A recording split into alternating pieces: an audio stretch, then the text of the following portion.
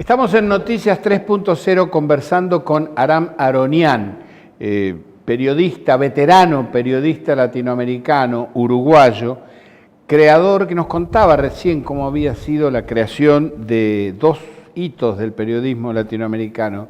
La revista Cuestión Latinoamérica, que salió en la Argentina durante un tiempo, y Telesur, canal que todavía sobrevive ya sin Aram Aronian a su cargo. Pero la pregunta que le hicimos antes del corte fue que nos contara un poco cómo veía la actual situación, que es sumamente crítica, en Venezuela. ¿En Venezuela o sobre Venezuela? A ver. Porque la situación en Venezuela, a mí me toma el pelo porque desde hace muchos años, cada vez que salen las noticias, que en Venezuela tal cosa, que en Venezuela tal otra, que en Venezuela tal otra, y me preguntan, ¿y qué pasa? No pasa nada. Ajá. En Venezuela, el sábado pasado hubo dos manifestaciones muy grandes, una de la oposición y otra del gobierno, en distintos puntos de la ciudad, en Caracas, en distintos puntos de la ciudad, en la misma ciudad, y no pasó absolutamente nada. Es una dictadura represiva, asesina, no pasa nada. O sea, internamente la crisis social económica es muy fuerte, muy grande, en buena parte debido al bloqueo económico y financiero de Estados Unidos y la Unión Europea, y en parte también al mal gobierno de Maduro, o quizás venía de antes el tema, claro, a un mal manejo económico. Manejo económico, financiero, de abastecimientos, de una serie de problemas también de producción de petróleo, de mercados, bueno, pero tiene mucho que ver también, es cómo se va horadando un país con distintas medidas que parecen que no tienen nada en conexión y que te bloqueo las finanzas, no podés cobrar esto, te secuestro el oro que tenés en Inglaterra, claro, te embargo el petróleo, y bueno, todo eso va horadando las posibilidades de crecimiento, incluso de comprar medicinas. Claro. La situación es muy distinta a la de hace 10 años en Venezuela, claro, a la de hace 5 años en Venezuela. Hoy no se sabe qué precio tiene nada porque no se sabe qué valor tiene el bolívar, claro, que es la moneda nacional. La gente vive bastante apretada, vive mal,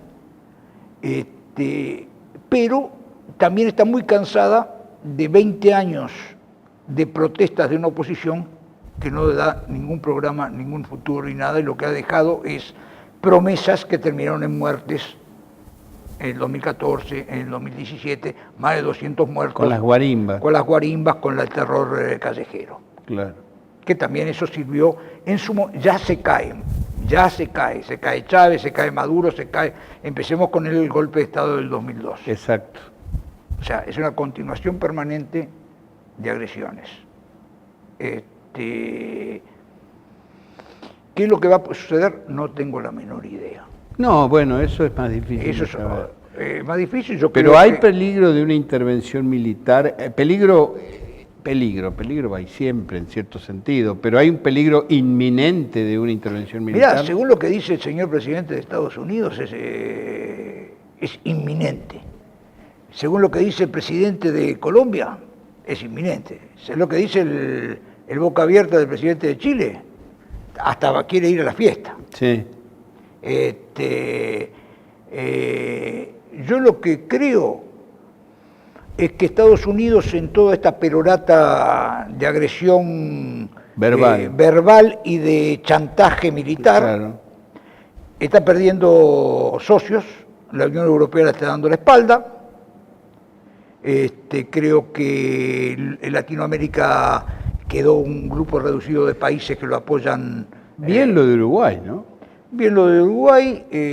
Recuerden que el Uruguay en política exterior depende del Frente Amplio y no de los gobernantes solamente. Claro.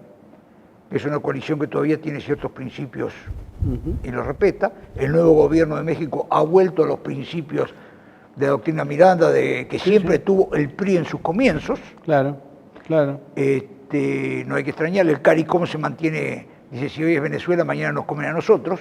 Claro. Y ahí México tuvo mucha importancia porque logró mover el voto de 2 o 3 países del Caribe. Y logró parar la cuestión y quedaron... en minoría, quedaron en una... Quedaron en mayoría, pero no absoluta. Que Claro. los 19 de 34 votos Exacto, es exacto. pírrico, porque si le sacas Canadá, Estados Unidos, Claro. ya estamos 17, Claro, son claro. 17 votos. Claro. Y bueno, y además hay que tener conciencia que estamos en un tipo de guerra totalmente diferente, es una guerra de quinta generación. A ver, para que entiendan nuestros televidentes, ¿qué es una guerra de quinta generación? Hasta ahora se habla de una guerra de cuarta generación, Ajá. una guerra de cuarta generación donde las armas ya no son las convencionales, las militares, las de las bombas y la ametralladora los misiles y demás, sino que es más cibernético, Ajá.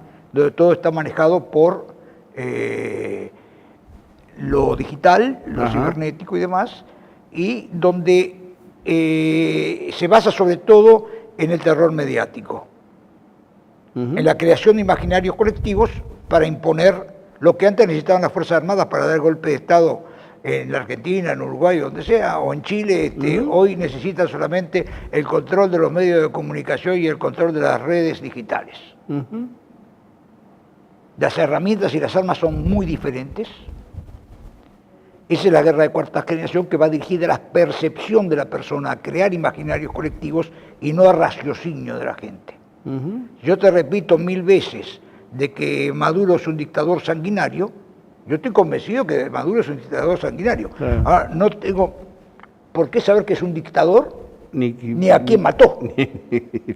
¿Por qué es sanguinario? Claro, porque también Saddam Hussein era el tipo que tenía las bombas bacteriológicas o no Sí, sé sí, qué, sí, las armas de esas de destrucción masiva. masiva Y bueno, entonces creamos esos imaginarios a nivel mundial porque controlamos la prensa, controlamos y cartelizamos la información.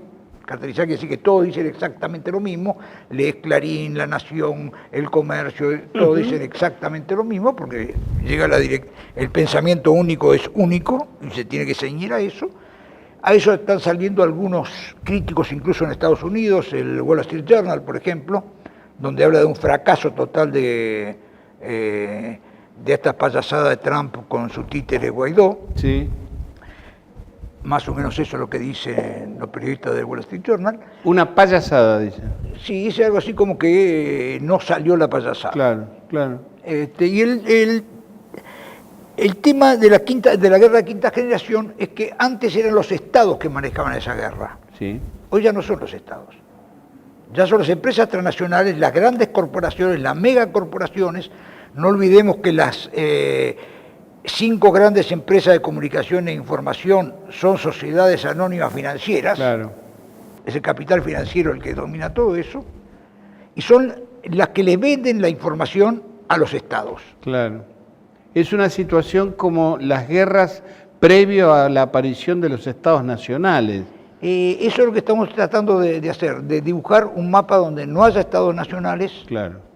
donde terminemos con la historia, terminemos con la memoria, terminemos con esas lenguas que no entiende nadie. Y hablemos una sola. Hablemos una sola, o no hablemos. No hablemos. En un mundo donde tenemos 7.500 millones de personas y sobra la mitad. Claro, claro. Entonces, ¿a quién le puede importar de que mueran unos negros en Biafra, decía Barrada? Claro. Se nos va el tiempo, Aram. ¿Hay posibilidades de una salida acordada todavía en Venezuela? Mira, yo creo que la salida acordada podría ser mucho más factible si las fuerzas de la reacción dentro de la Iglesia Católica no hubieran operado como operaron. Ajá. Esta es una opinión totalmente Una opinión, personal. sí, está bien. No olvidemos que hay un señor que le dice el Papa Negro, Ujú. que es el grado mayor de la Orden de los Jesuitas. El general de los jesuitas. El general de los Jesuitas, que se llama Arturo Sosa, precisamente, Ajá.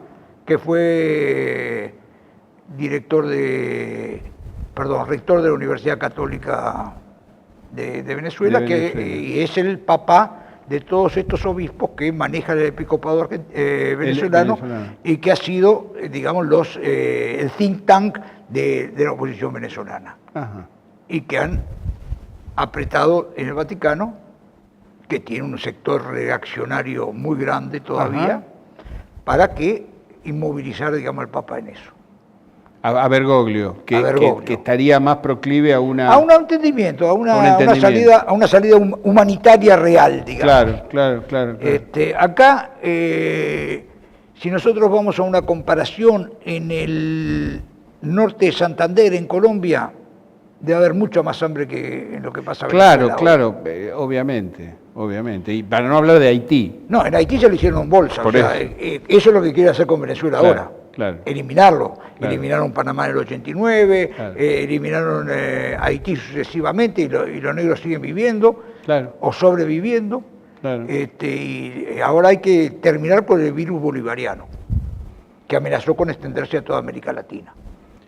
Aram, se nos acabó el tiempo en Noticias 3.0. Yo te agradezco enormemente esta conversación.